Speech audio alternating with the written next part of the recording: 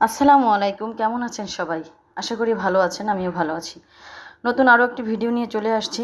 যারা আমার চ্যানেলে নতুন আছেন সবাইকে স্বাগত জানাই, আর যারা পুরনো আছেন তাদেরকে অসংখ্য ধন্যবাদ। ছোটোবেলায় আমরা কত গল্পই না পড়েছি, শুধু পড়েই গেছি, মাথার মধ্যে কিন্তু কিছুই ঢুকে নাই যে এর সামারি কী, এ থেকে আমরা কি শিখলাম। হয়তো বা দুই একটা স্টোরির সামারি আমরা জানি, কিন্তু সবগুলোই আমরা এই পড়ে গেছি। যাই হোক, বড়ো হওয়ার পরে কি শিখলাম আর জীবনের কতটা প্রভাব পড়ছে তা নিয়ে একটু আলোচনা করব। তার আগে আমরা গল্পটি শুনব। তা দিয়ে যাচ্ছিলেন, যেতে যেতে তিনি হঠাৎ করে দেখলেন কোন একটি বাড়িতে একটি খাঁচার ভিতরে একটি হিংস্র বাঘ আটকে আছে।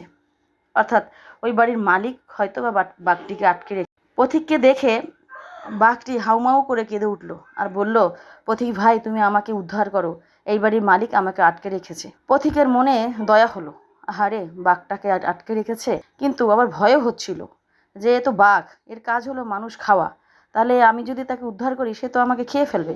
তখন তার মনের চিন্তাটা বলেই ফেললো যে হ্যাঁ, তোমাকে আমি উদ্ধার করি, তুমি আমাকে খেয়ে ফেলো। তখন বাঘটি উত্তর দিল যে, বিশ্বাস করো, তুমি যদি আমাকে উদ্ধার করো, তুমি তো আমার বন্ধু, আমি কি তোমার ক্ষতি করতে পারি? প্লিজ তুমি আমাকে এখান থেকে বের করো না।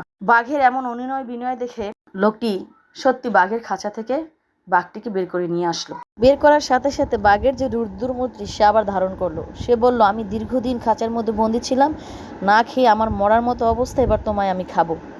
লোকটি অবাক হয়ে গেল আর বলল, তুমি না আমায় কথা দিয়েছো যে তুমি আমায় খাবে না? বাঘ বলল, আরে বোকা মানুষ, আমি যদি বলতাম তাহলে কি তুমি আমায় মুক্ত করতে? এত বড় উপকার করে সে বোকার তকমা পেল। সে কি করবে ভেবে পাচ্ছিল না। হঠাৎ করে তার মাথায় একটা বুদ্ধি আসলো যে চলো আমরা দুজন সাক্ষীর কাছে যাই, তারা যদি তোমার কথা রাজি হয় তাহলে তুমি আমায় খেও। এ কথা বলতে বলতে দুজনে আর হাঁটা শুরু করলো। হঠাৎ একটা বড় বটগাছের সাথে দেখা। বটগাছের কাছে লোকটি বলল যে, বটগাছ, দেখো, ওর আমি কত বড় উপকার করেছি। ও একটা খাঁচায় বন্দি ছিল, আমি ওকে সেখান থেকে মুক্ত করে নিয়ে আসছি। ও আমায় কথা দিয়েছিল যে ও আমার বন্ধু হবে, এখন বের হয়ে ও আমাকে খেতে চাচ্ছে। বলো, এটা কি উচিত?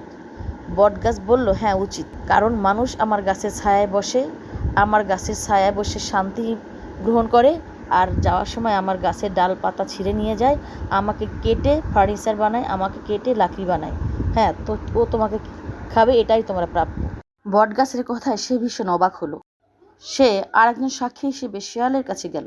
শিয়ালের কাছে সবকিছু খুলে বলল। শিয়াল বলল, আচ্ছা, বুঝতে পেরেছি, মানুষটা ছিল খাঁচার ভিতরে আর বাঘ ছিল বাইরে। বাঘটি বলল, আরে না, আমি ছিলাম খাঁচার ভিতরে, মানুষটা ছিল বাইরে। শিয়াল আবারও বলল, আচ্ছা, এবার আমি বুঝতে পেরেছি। এভাবে উল্টাপাল্টা কথা বলে শিয়াল বাঘকে কনফিউজড করে ফেললো।